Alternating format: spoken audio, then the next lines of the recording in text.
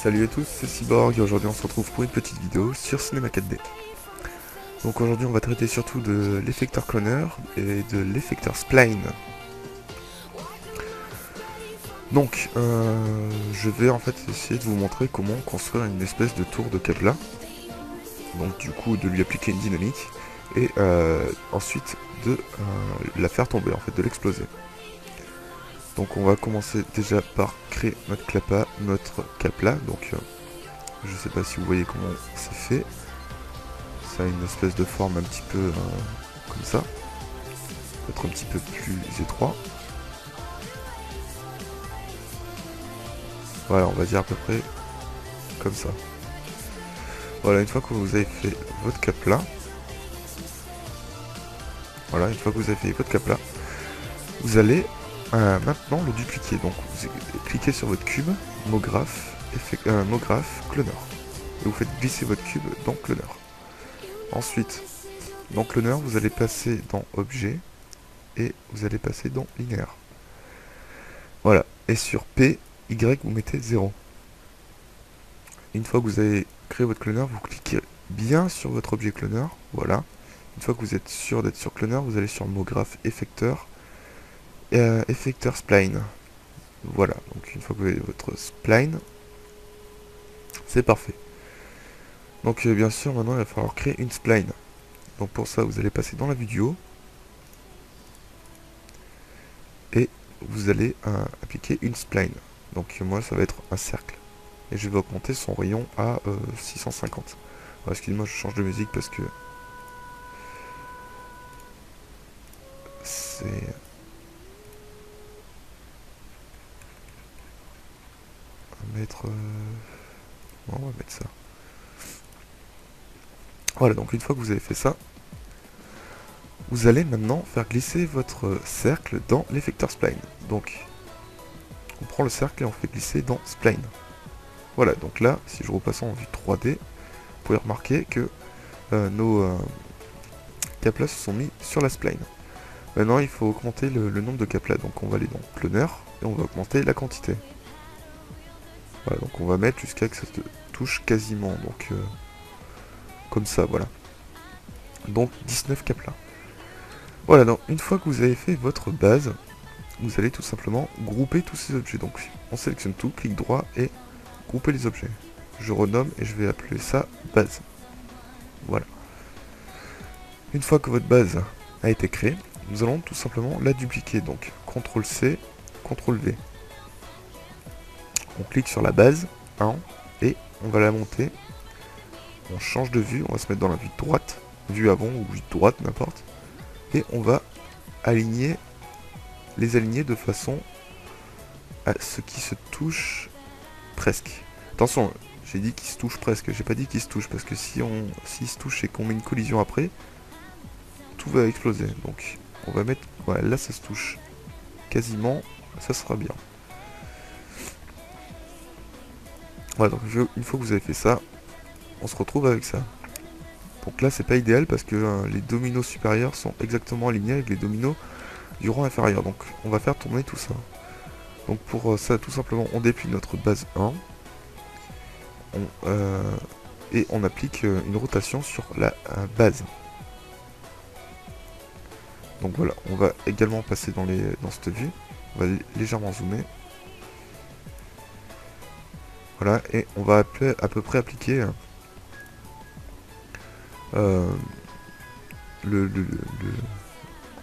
comment dire, le capla entre les deux caplas inférieurs. Donc là, c'est voilà, ça va être à peu près comme ça. Donc si je vais dans coordonnées exactement, rotation, je peux modifier plus précisément.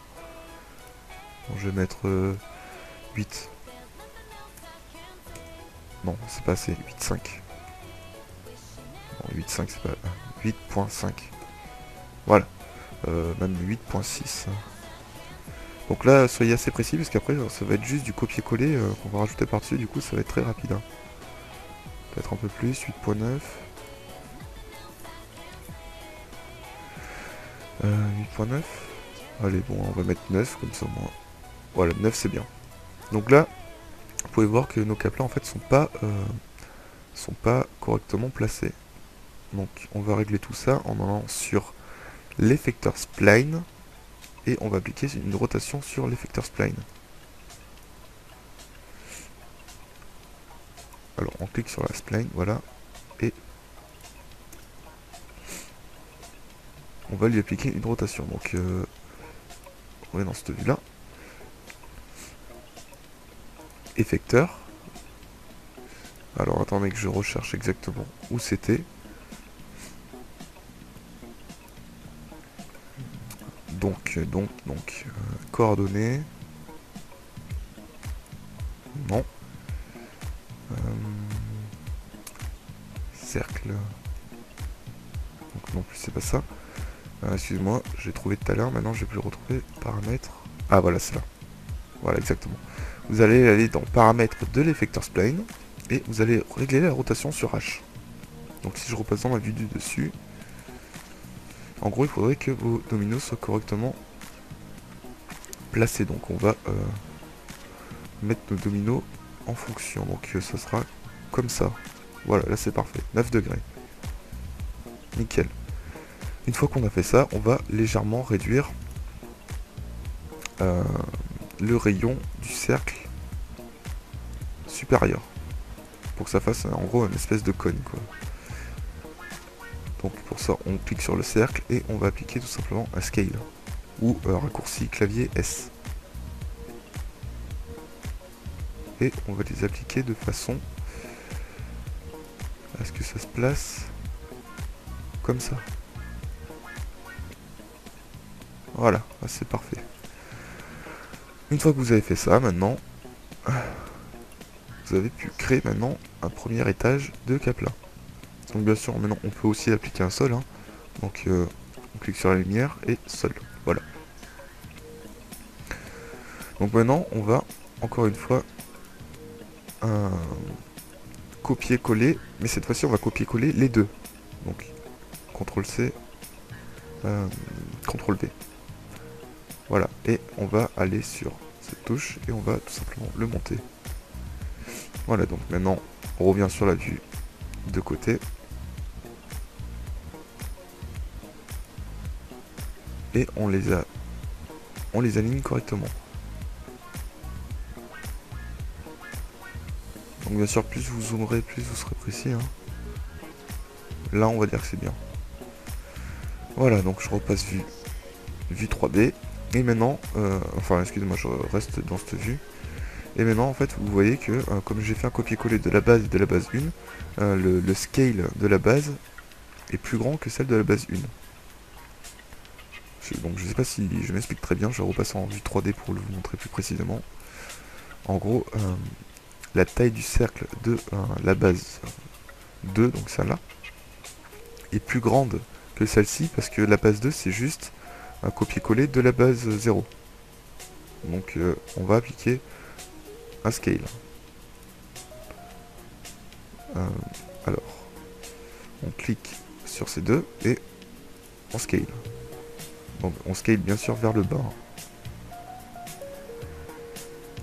Voilà, donc je repasse vue de haut pour être un petit peu plus précis. Donc là ça va commencer à être un petit peu compliqué parce que bien sûr il va y avoir des traits de partout. Donc voilà. Là c'est parfait. Et maintenant, une fois qu'on a fait ça, tout simplement, on va encore une fois, ce sol on va le faire passer en bas et on va tout simplement maintenant dupliquer à chaque fois nos quatre nouvelles rangées de Kaplan. Donc on passe en vue d'avant. Et maintenant je vais placer les nouveaux Kaplan correctement.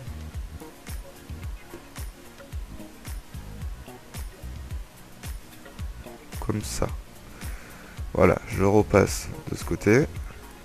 Et de la même manière, je vais scaler une nouvelle fois pour que ce soit à la bonne taille. Donc, je repasse dans cette vue. Et je me mets à la bonne taille, donc comme ça. Voilà. Donc là, pour l'instant, ça commence à prendre forme. Ça donnerait ceci. Donc disons ce qui est plutôt pas mal. Donc maintenant, une fois qu'on a fait ça, on va peut-être maintenant essayer d'appliquer une extrusion, mais enfin une deuxième rangée de Kapla, mais à l'intérieur.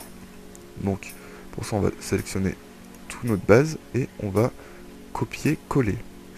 On va maintenant grouper ces objets et on va appeler ça Kapla interne. Voilà. On sélectionne tout et on scale. Donc bien sûr, vous pouvez faire des extrusions de Kapla à l'infini à l'intérieur. Hein. C'est à vous de choisir. Mais vous pouvez remarquer que quand on va faire des extrusions internes, le nombre de Kapla, en fait, comment dire, quand on va faire, plus on va extruder vers l'intérieur.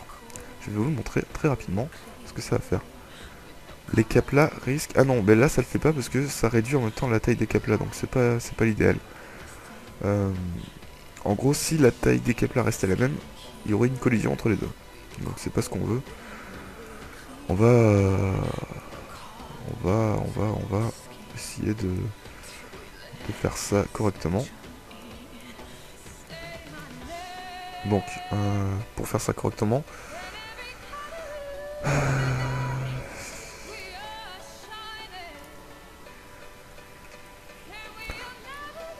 bon, vous savez quoi, les extrusions internes, je vais les faire par la suite. Pour l'instant, je vais juste m'occuper de cette base. Donc une fois qu'on a fait ça, encore une fois, copier-coller. Voilà, donc Kapla interne en fond en bas.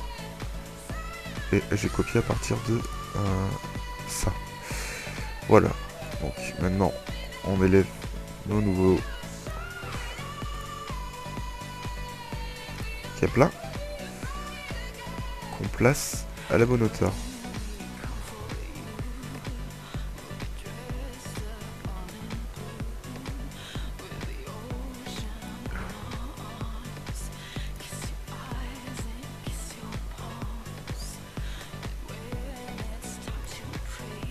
Et on va maintenant appliquer un scale.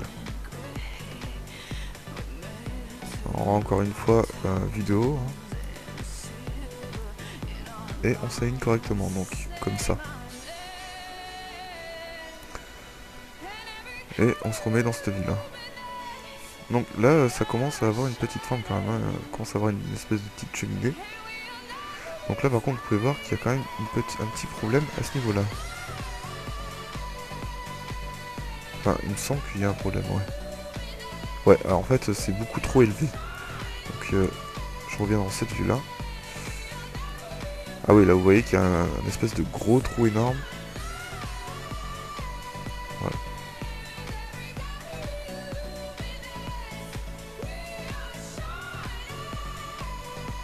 Voilà.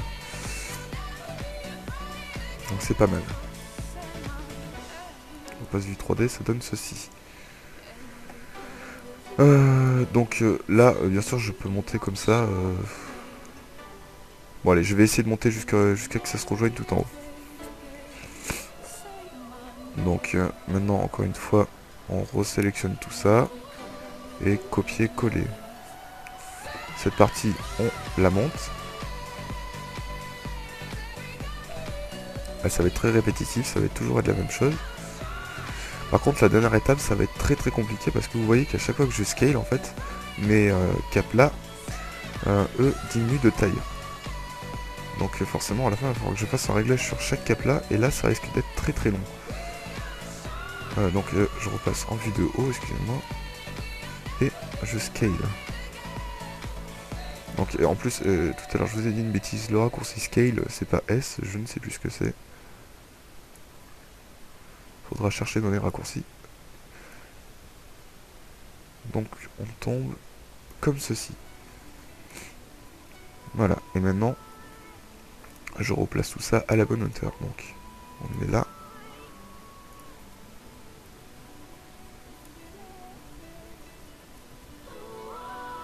Donc comme ça. Donc là on commence à voir quand même que la taille des Kapla commence à être assez conséquente. Donc maintenant, à la place de faire à chaque fois un copier-coller tout ça, je vais tout simplement grouper je vais mettre cap là. Voilà, et maintenant c'est cap là que je vais copier. Alors, en plus dans cap là, j'ai pas tout compris. Je vais les rajouter.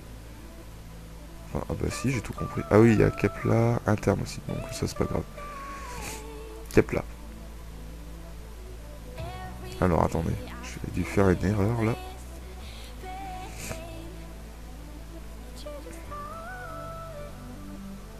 Non, apparemment, non, non, non, non. J'ai rien dit, tout va bien. Donc maintenant je vais faire un copier-coller de cap là. Ouais, donc ce qui va nous permettre en fait de plus nous ouvrir au niveau de ce qu'on a à l'écran. Donc on sélectionne nos caps là. On applique un scale de façon à les positionner correctement. Voilà, et maintenant on les place à la bonne hauteur. Donc clique là.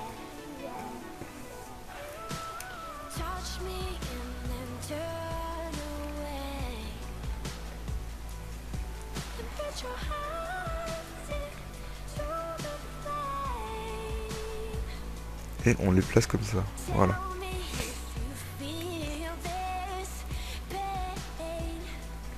Voilà, donc là on arrive à ça. Maintenant imaginons que j'ai peut-être envie de changer de forme. Donc en fait là ça part en cône, puis maintenant j'ai envie que ça reste dans ce sens là. Donc on va ouvrir nos caps là, on va copier la dernière base, donc la base 31. Et maintenant je vais faire copier-coller. Voilà, donc ça me fait passer la base 31 au-dessus.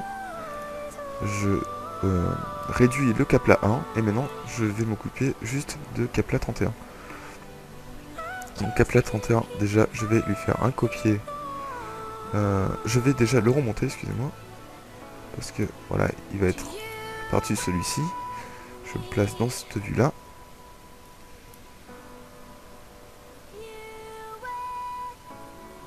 Donc si votre ordi commence à bugger, vous pouvez tout simplement désactiver les autres vues. Donc déjà capla interne on n'a pas besoin, donc on va le faire désactiver. Le sol on n'a pas besoin, les caplas inférieurs on n'a pas besoin. Du coup il nous reste que celle-ci. Si je désactivais, il y a tout qui apparaît. Donc moi je veux juste désactiver. Donc capla 31, donc c'est celui-là. Voilà, donc mais vous pouvez remarquer qu'en fait il n'est pas bien placé comparé, parce qu'il est en fait dans le même alignement que celui-là. Donc là ça nous va pas, ça va pas tenir du tout si on laisse les capas comme ça. Donc on va appliquer une rotation. Donc pareil que tout à l'heure. On va sur Effector Spline, paramètres, et là on applique une rotation, on va mettre 0. Voilà. Et on va maintenant faire une rotation sur la base.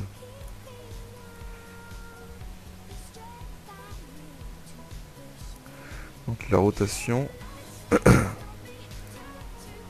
coordonnées, ici on va mettre 0. Voilà. Comme ça on est exactement aligné avec ceux d'en dessous. Voilà. Et maintenant, alors là vous voyez j'ai fait une petite bêtise, mais enfin ça aurait pu être plus rapide, enfin c'est pas grave, on va encore une fois faire un copier-coller de la base 31. Alors non j'ai fait une erreur. Copier-coller de cette base.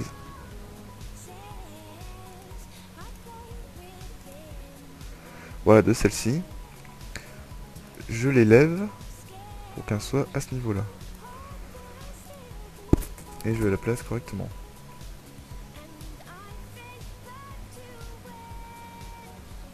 Donc je vous conseille pour être précis d'ouvrir la grande fenêtre. J'ai essayé de le faire plus rapidement, mais en fait ça sert à rien. Voilà, donc comme ça. Et maintenant, je vais revenir en cette vue. Et je vais copier maintenant ces deux bases. Copier-coller. Donc ces deux bases. Et maintenant, j'élève.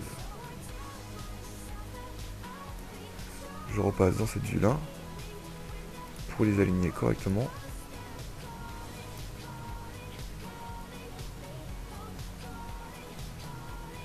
Donc, ça va être à peu près comme ça.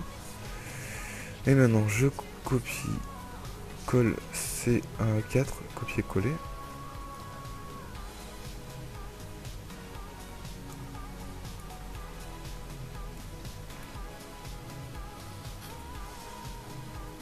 Je les place au bon endroit. Encore une fois, copier-coller.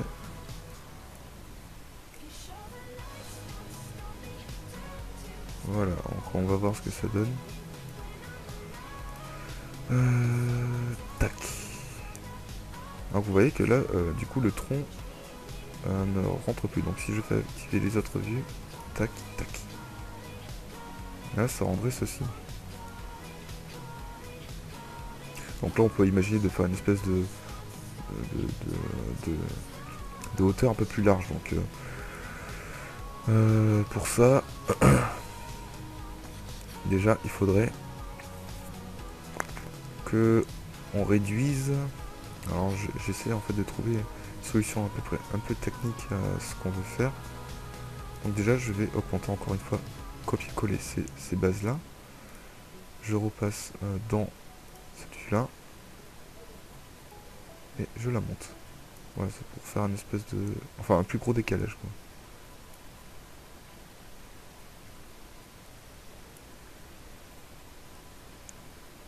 Donc, je les place toujours très précisément parce que sinon ça risque de bugger. Enfin de faire des collisions et du coup quand j'applique la dynamique, tout va tomber. Ça serait quand même dommage de tout devoir replacer à la fin. Voilà, donc une fois qu'on a ça, qu'est-ce qu'on peut faire? Ouais, voilà, je voulais faire une espèce de boule, mais ça risque d'être assez compliqué hein, parce que nous n'avons que un seul, une seule rangée de dominos. Donc ce qu'on peut faire, c'est qu'on monte une deuxième rangée de dominos au centre. Ça peut se faire, oui. Donc pour ça, on va scaler toutes nos bases. Voilà, ça. Donc déjà, on va créer un groupe. Donc grouper les objets, on va appeler partie droite. Partie droite. On va supprimer celle-ci, parce que en fait j'ai une autre idée. On va supprimer. Et la partie droite, on va copier-coller. On va maintenant appliquer un scale sur cette partie. Donc un scale vers l'intérieur.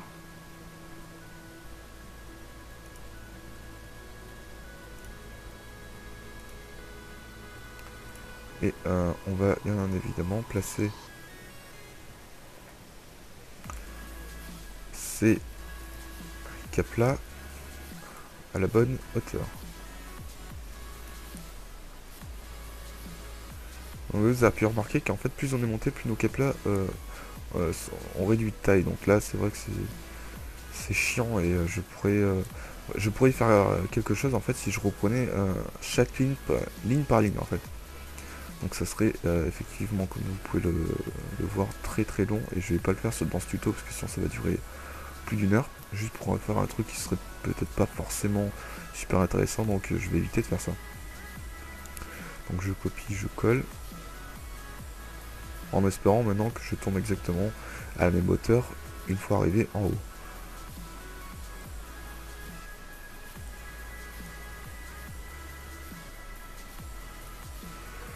Voilà, donc maintenant, une fois que j'ai fait ça, je copie et je colle ces deux parties.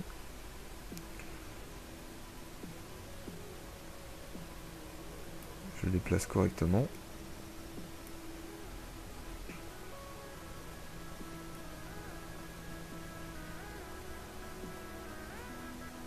Voilà, comme ça. Et une fois encore, copier-coller.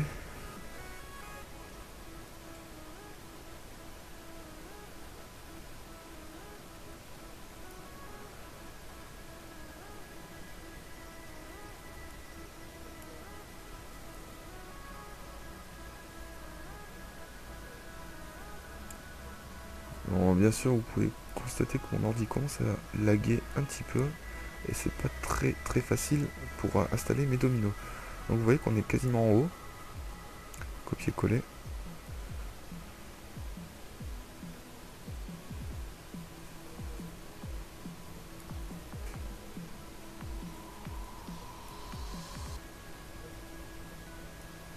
Donc, après...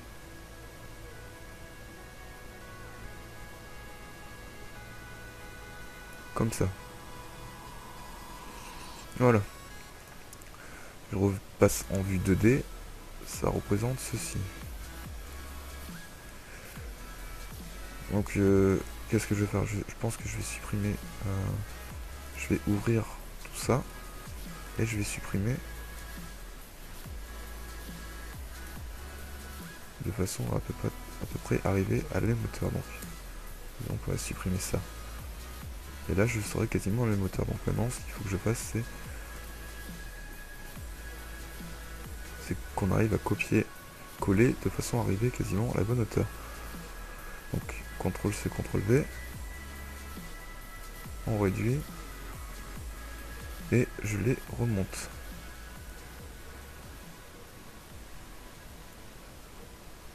Alors là il commence tellement à avoir domino que à l'écran ça commence à être compliqué là.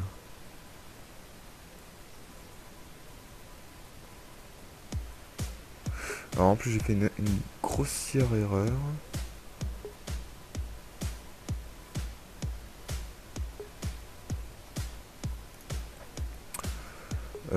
Donc déjà tout ça là, partie droite, on va le regrouper. Partie droite, grouper, droite. On va renommer en droite. Donc les amis, moi je vous laisse pour le moment, je reviendrai à finir ce projet un petit peu plus tard. A bientôt. Voilà, donc on se retrouve pour la suite de ce tutoriel. Et donc je m'étais arrêté ici la dernière fois. Donc je vais essayer de faire arrêter en fait l'extrusion droite et l'extrusion externe. Donc pour ça, il va simplement falloir que j'aille copier partie droite. Donc copier-coller. Voilà, partie droite, on vient ici. Je la remonte. Reviens dans cette vue-là. Je la place correctement.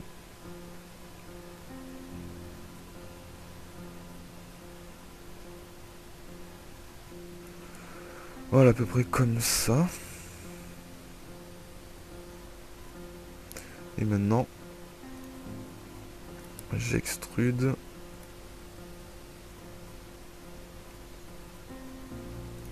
Partie droite. Alors, je reclique. Partie droite 7. Voilà, par 7 là. Tac, tac. Copier. Je remonte.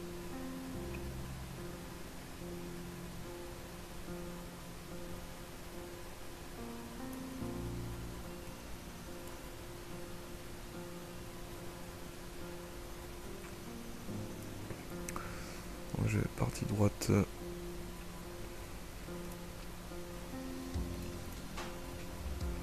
Voilà. Donc je me place correctement, c'est-à-dire à peu près ici. Je réapparais l'autre. Et je vais supprimer à partir de ce niveau-là, parce que là, elles sont parfaitement alignées.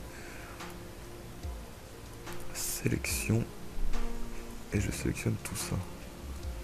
Là, tout simplement, on supprime. Alors j'attends que ça prenne tout.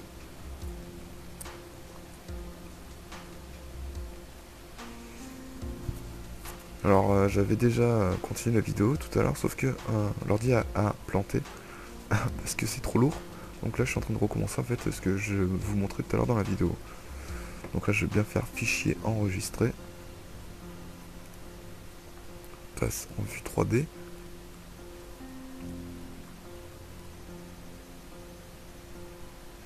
Et visiblement en fait on n'est pas du tout arrivé à la bonne hauteur. Donc écoutez, je vais supprimer au fur et à mesure. Tac.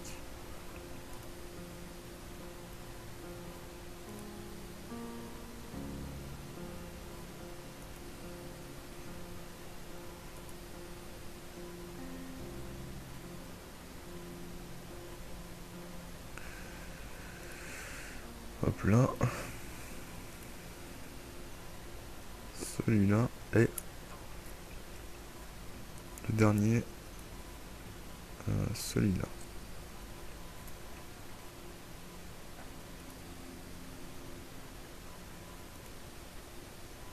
Voilà, je supprime. Donc on reste avec ça, et là, en fait, c'est pas l'idéal, parce qu'elles sont... Ah si, elles sont à peu près... Non, elles sont pas du tout au même niveau, mais bon, c'est pas grave. Disons que... On va s'arrêter ici, bien sûr, vous pouvez continuer, hein, ça peut être infini, hein, parce que vous pouvez monter jusqu'à des hauteurs totalement, totalement abusées. Mais au moins, je vais m'arrêter ici. Déjà que mon ordi a du mal à faire tourner tout ça, et ça va être encore pire quand je vais mettre les dynamiques. Donc là, j'enregistre une nouvelle fois, et maintenant, je vais aller ouvrir mes sous-parties. Donc vous voyez qu'il y en a une multitude de sous-parties, et ça va être très très long. Donc je sélectionne toutes mes bases, simulation dynamique, créer un corps rigide. Dans ce corps rigide, on va déclencher immédiatement. Donc là, si je fais play, pardon, excusez-moi, ça tombe. Donc, mais là, ça tombe sans se décaler. Donc, tout simplement parce que sur ce corps rigide, il va falloir que je mette élément individuel, je vais mettre niveau le plus haut. Voilà, donc là, vous voyez pas, mais par exemple, si je mets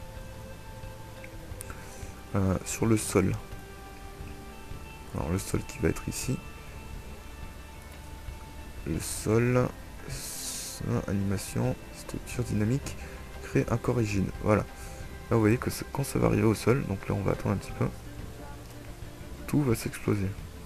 Bon, vous allez voir, ça va partir dans tous les sens. Donc, normalement. Parce que si c'est pas le cas, ça s'emmerde. Bon. Attendez. Je reviens là. Ah bah oui, attendez, je sais pourquoi. 200, peut-être que c'est à cause de ça.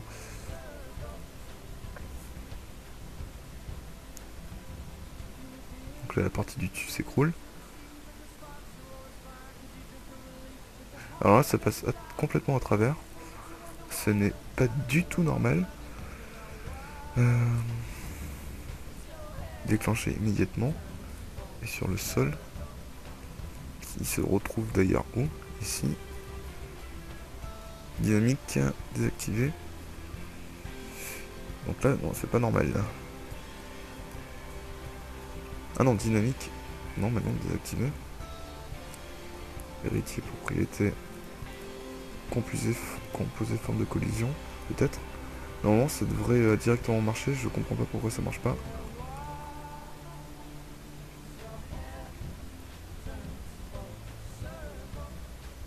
Ouais, donc là, c'est pas du tout normal. Attendez, je coupe la vidéo et je cherche le problème, je reviens. A tout de suite.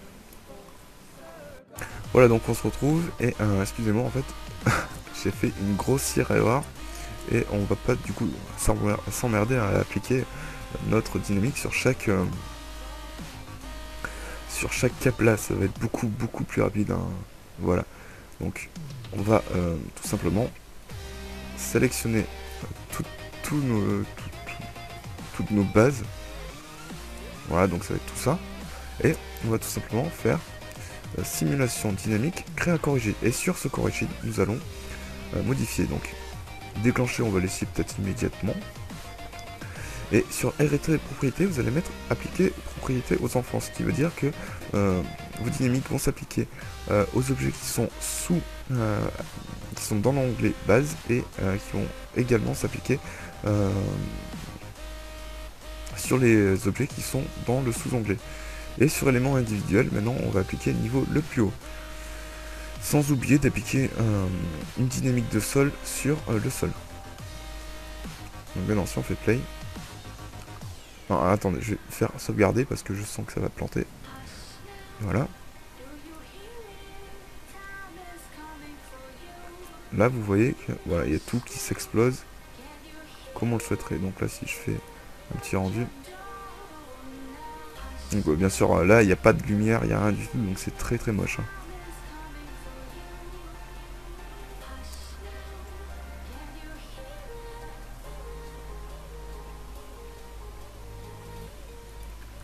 Voilà, donc pour l'instant, c'est en ceci, quoi.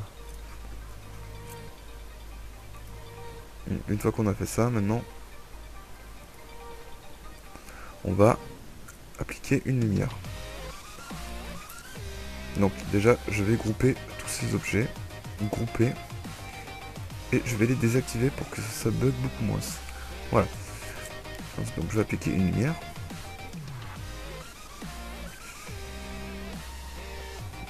On va dire qu'on va l'appliquer dans ce sens-là. Et sur cette lumière, on va appliquer des ombres.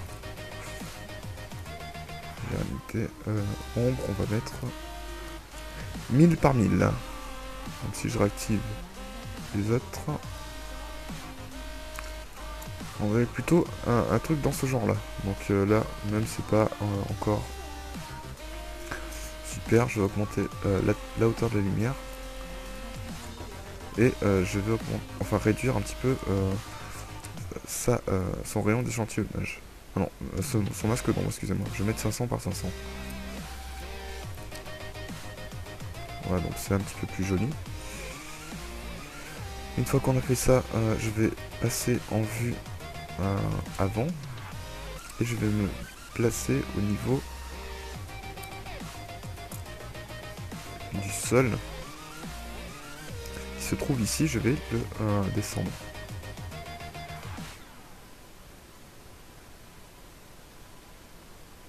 Voilà. Et je vais faire play pour voir ce qui se passe.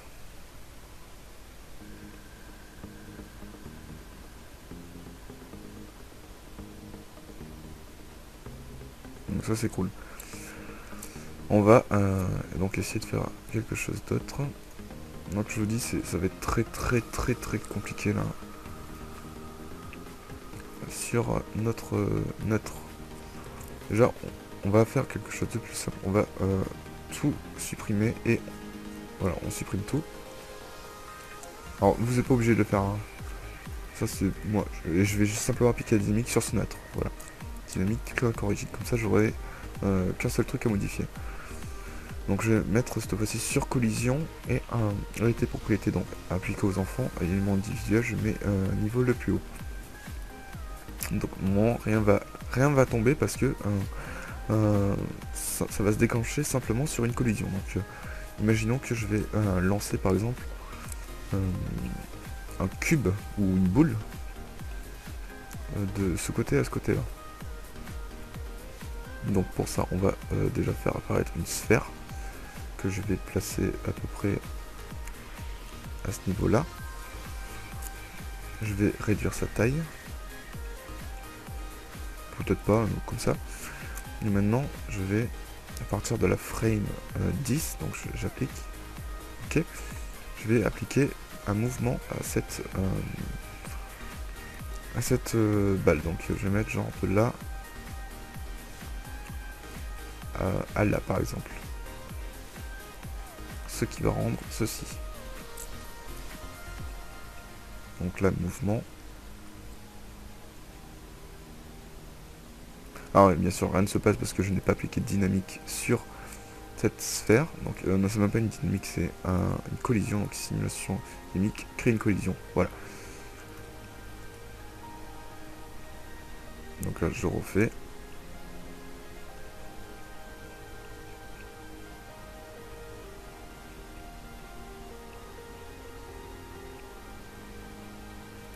Donc là on peut voir que tout est en train de s'effondrer. Donc c'est peut-être un petit peu plus joli par rapport à ce qu'on voudrait initialement. Ouais, donc une fois que j'ai fait ça, là, donc si je peux appliquer maintenant une dynamique également, donc sphère. Comment je vais pouvoir faire ça? Je suis en train de réfléchir à un dynamique, créer un corps rigide. Si je fais ça, qu'est-ce qui se passe? Voilà, donc c'est bien ce que je vois. Donc sur la dynamique, on va aller à dynamique, on va aller la désactiver.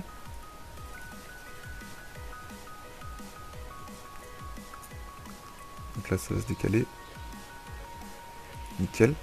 Et une fois arrivé ici, on va activer notre dynamique. Donc pour ça, ça va être très simple. On va venir à la frame 0. Sur dynamique, ici, on désactive et on va aller faire CTRL clic gauche sur le petit rond à côté dynamique. On fait play.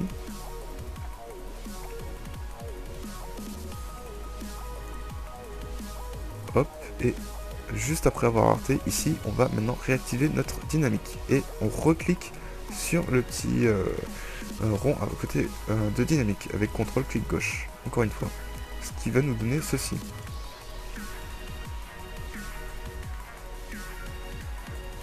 Donc là, ça se déplace, pas de dynamique, et là, la dynamique s'active. Du coup, la bille se propulse et va tomber.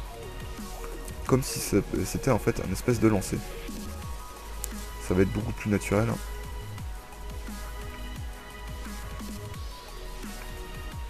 Voilà, donc là, je fais des rendus, ça rendrait ceci, c'est plutôt pas mal. Maintenant, qu'est-ce qu'on pourrait faire? Alors, déjà, je vais encore une fois sauvegarder, enregistrer, et on pourrait maintenant peut-être appliquer un petit matériau de bois sur les caps là. Donc, pour ça, fichier shader, non, alors, matière, non, matière, non plus, alors c'est dans quoi, je me rappelle plus. Charger un peu réglage de matériaux, voilà. Prime, Material, basique, et on va aller sur Wood, donc Wood, il y en a une multitude, voilà, on va aller sur celui-là, et on va appliquer ce Wood sur notre neutre. Voilà, donc du coup, ça rendrait ceci.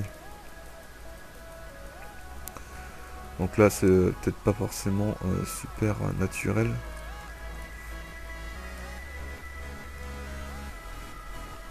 Cubique. On va mettre le type de projection en cubique, donc cubique, voilà, pour qu'en fait toutes nos faces soient texturées. Une fois qu'on a fait ça, on va essayer de trouver un matériau pour voir si on trouve un matériau pour en mettre un sur le sol. Donc prime, material, basique. Et on va voir si on trouve un truc floor. Voilà, floor. Donc on a celui-là. On a aussi grass qui est herbe. On va voir à quoi ça ressemble.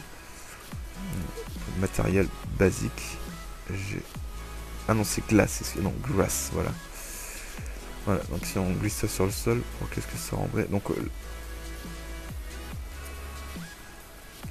voilà. Donc, si je fais un petit rendu. Absolument horrible. Donc ça ne va pas être ça parce que c'est vraiment super laid. On va faire glisser le sol sur le sol pour voir ce que ça rend. Voilà. Qu'est-ce que ça rendrait? C'est peut-être un petit peu plus joli, mais bon, guère sans plus. Voilà, et maintenant on va peut-être appliquer des caméras. Donc maintenant en fait vous placez vos caméras de la façon que vous voulez. À mon avis vous allez devoir faire plusieurs séquences pour en fait faire un regroupement en fait de plans de vue au même instant. Alors, je sais pas si je m'explique très bien, mais je vais mettre le rendu à la fin de ma vidéo pour que vous compreniez en fait ce que je voulais dire. Donc voilà, je vous laisse ici et on se retrouve pour un prochain tutoriel sur Cinema 4D. Bye bye tout le monde.